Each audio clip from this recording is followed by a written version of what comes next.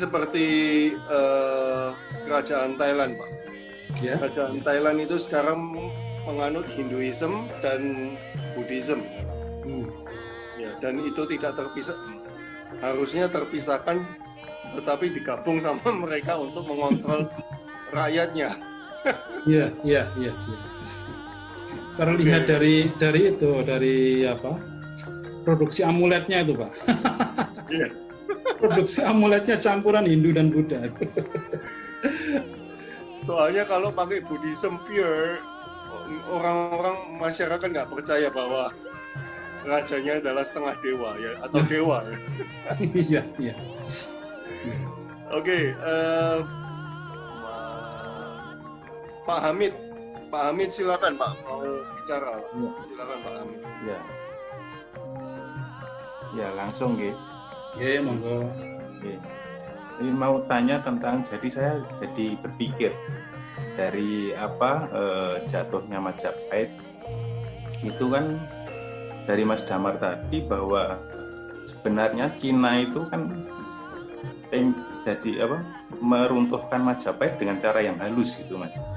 Ya kan, dia dengan masuknya Islam ke Indonesia mulai dengan Sunan Ampel tadi gitu. Terus kalau ditarik ke sekat dan dia Sunan Ampel itu kan akhirnya siapa yang nikah sama Brawijaya itu? Anorawati. Iya, itu kan melahirkan Raden Patah. Oh, Siobanci. Yang itu. Terus akhirnya dia kan sudah dewasa, terus jadi Demak itu akhirnya kan menyerang ke Majapahit. Saya jadi berpikir bahwa masa sekarang Indonesia itu kayak gitu. Mungkin secara ekonomi sekarang Cina masuk ke sini dengan perusahaan-perusahaannya, terus tenaga kerjanya, kayak gitu. Menurut Mas Damar gimana? Mungkin itu saja. Memang semenjak dulu itu kepentingan politik, ekonomi, dan agama itu susah untuk dipisah. Sangat susah untuk dipisah. Tiongkok sendiri itu sebenarnya tidak memiliki keinginan untuk ekspansi wilayah ya, zaman dulu. Itu daratan Tiongkok mungkin karena saking luasnya, jadi mereka itu sudah kuarken, jadi sudah gelegean kalau menaklukkan Tiongkok saja sudah cukup bagi mereka. Cuman ini yang jadi perhatian Tiongkok itu Selat Malaka. Selat Malaka itu adalah selat yang sangat menentukan waktu itu. Jadi jalur dari barat ke timur itu cuma bisa ditempuh lewat darat dan lewat laut. Dan lewat laut salah satunya satu-satunya lewat Selat Malaka. Jadi wajar kalau Tiongkok ingin menguasai Selat Malaka. Contohnya adalah Kesultanan Malaka itu adalah kerajaan boneka buatan Tiongkok sebenarnya. Itu yang membuat adalah Tiongkok. Laksamana Cheng Ho yang memberi dukungan. Bahkan ada semacam pendapat Hang Tuah, Hang Jebat, Hang Lekir, Hang Lekiu, dan Hang siapa? Kan ada 5. Itu semuanya Cina semua. Orang-orang ahli kungfu semua yang dikirim oleh Kaisar Ming untuk menjaga Sultan Malaka pertama. Jadi memang Selat Malaka adalah kunci yang hendak dikuasai pada waktu itu. Kalau ditilik pada masa sekarang, ya yang sangat disayangkan itu kadang-kadang kita itu tidak mau belajar sejarah. Mungkin belajar sejarah, tapi sejarah bangsa lain, sejarah Timur Tengah, sejarah Eropa, sejarah Korea, sejarah Jepang, sejarah di bangsa sendiri mereka malas. Dan ya wajar saja kalau sering perulangan sejarah kadang-kadang terjadi dan mereka tidak siap untuk menghadapi itu. Dan memang sekarang sedang terjadi akan itu. Kalau bicara Demak, ini kita sepenuhnya saya katakan ya. Mungkin di luar sana nanti malah geger kalau saya bicara begini. Demak itu penjajah sebenarnya, dinasti yang dibuat oleh Cina. Dan ketika Pajang merebut kekuasaan dari Demak itu sudah sesuatu yang sangat luar biasa. Luar biasa. Karena yang berkuasa adalah orang Jawa Muslim. Pajang. Mungkin. Sebelumnya yang berkuasa di Jawa adalah orang Cina Muslim. Dan orang-orang Jawa cuma jadi prajurit. Disuruh jihad ke sana, suruh jihad ke sini, disuruh merebut Banten, disuruh merebut Sunda Kelapa. Orang Jawa jadi prajurit. Sedangkan atasannya semuanya Muslim Cina. Nah, ketika sampai pada Pajang itu baru direbut kedaulatan itu kembali ke tangan orang Jawa Muslim, yaitu Sultan Adiwijoyo. Joko Tingkir. Apa yang bisa kita petik sekarang? Ya, harusnya kita belajar sejarah masa lalu dan supaya kita bisa mengambil langkah-langkah yang tepat agar tidak terulang lagi. Tapi sayangnya ya itu, sejarah bangsa sendiri itu kurang laku. Kurang laku di negeri kita sendiri ya. Kalau memang mau mengulang sejarah masa lalu lagi, mengulang yang pahit ya semoga jangan. Tapi ya kalau memang terjadi seperti itu ya kita pasrahkan aja pada Tuhan. Memang kita ini memang bangsa yang dulu lah, nggak pernah mau belajar sejarah. Demikian Pak Hamid. Ya, makasih Mas Samad. Ya. Mungkin kita perlu pelajarin ini Pak Hamid. Apakah Muslim Demak ini wali-wali ini apakah hasil usiran dari Cina untuk membangun negara Muslim atau benar-benar mereka yang diutus dari Cina Pak Damar? Kalau setahu saya sih mereka itu memang memanfaatkan muhibah yang dilakukan oleh Laksamana Chengho, ya didanai oleh kekaisaran Tiongkok. Tapi mereka juga memiliki misi lain. Mungkin ini loh, mungkin saya masih curiga, belum mempelajari secara mendalam. Mungkin informasi bahwa di tanah selatan, di Jawa, di Nusantara itu, selain Selat Malaka yang memang sudah diketahui, menyimpan termasuk di Maluku itu menyimpan banyak sumber daya alam yang luar biasa, itu mungkin informasi itu dibawa oleh pasukan-pasukan Muslim Mongol yang pernah menyerang Jawa dan kembali ke Cina dengan kekalahan. Mungkin ini membuat obsesi dari perwira-perwira Muslim selanjutnya untuk menguasai Nanyang, Laut Selatan, tempat yang sangat berlimpah oleh sumber daya alam.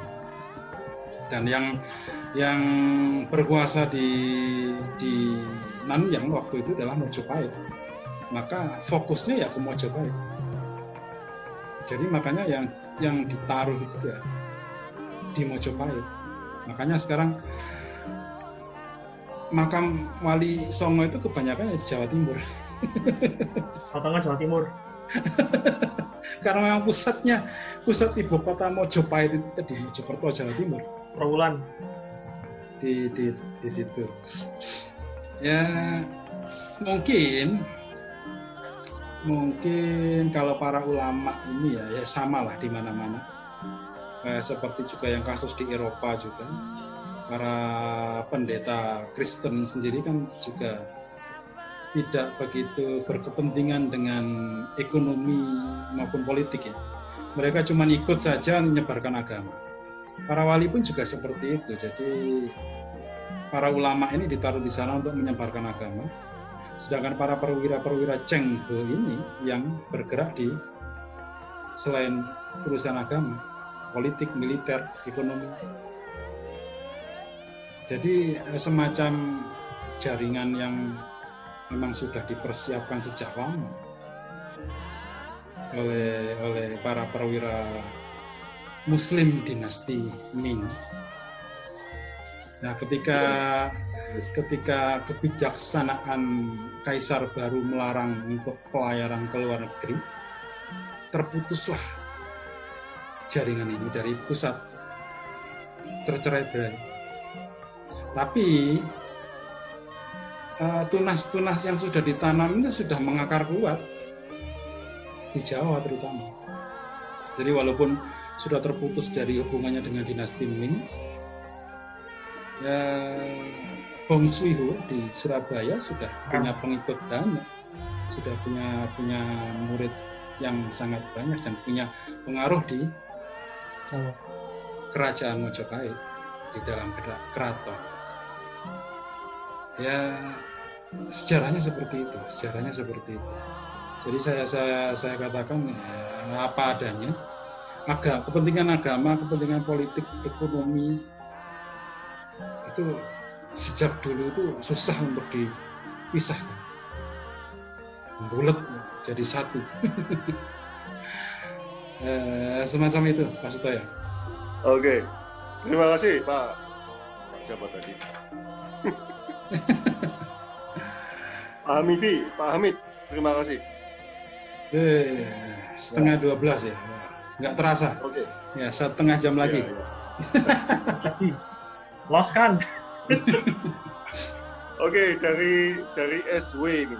Salam, adakah paguyuban yang masih mengajarkan ajaran Jawa Dipa saat ini? Saya pernah dengar ajaran atau pengetahuan Kamanungsan yang kalau nggak salah diajarkan sama Ki Yudo Prayitno, Pak. Pasti ada. Salah satunya saya bertemu dengan yang mengajarkan ajaran Jawa Dipa. Dengan beliau seorang dosen juga di Tegal, Pak Purwosusongko. Ya, beliau bertemu saya, ajarannya itu ajaran Jawa Dipa. Tapi nama paguyubannya ini masih Kejawen Maneges. Setelah ketemu dengan saya, Pak Purwosusongko ini kalau berbicara tentang Kejawen Maneges, Kejawennya dihilangin. Jadi kalau Maneges gitu aja. Maneges karena memang ajarannya bukan ajaran Kejawen. Cuma namanya Kejawen Maneges. Ajaran-ajaran seperti itu banyak sebenarnya. Cuma mereka mengambil nama Kejawen karena memang nggak tahu tidak tahu histori Kejawen itu seperti apa sebenarnya. Jadi mereka mengambil nama itu ya karena kesepakatan aja. Mungkin dengan semakin tersebarnya pemahaman kita, beberapa teman yang masih mengenakan nama Kejawen mungkin dan ajarannya bukan Kejawen, ajarannya yang ajaran asli Jawa, mungkin bisa itu dirubah namanya biar tidak membuat bingung, biar tidak membingungkan sesama saudara Jawa sendiri. Tapi kalau mungkin yang memang ajarannya memang ajaran Kejawen, ya memang sudah tepat lah menyebut diri sebagai Kejawen. Seperti Kejawen Maneges sebenarnya kurang tepat kalau disebut Kejawen Maneges. Mungkin Jowo Maneges itu lebih tepat, tapi ya sudah terlanjur. Sudah terlanjur. Masih banyak aliran-aliran Jawa Dipa, masih banyak kalau kita mau mencari satu-satu. Demikian, Mas. Oke, Pak, silakan. Ini pertanyaan selanjutnya, Pak. Sebentar saya cari. Banyak nih.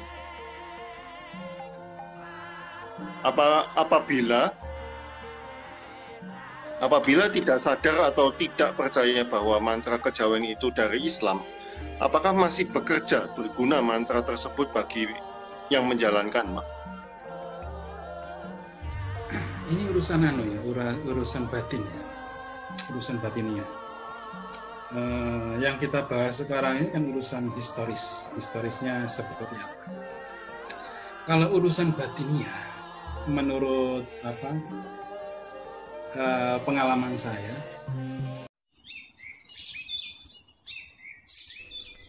La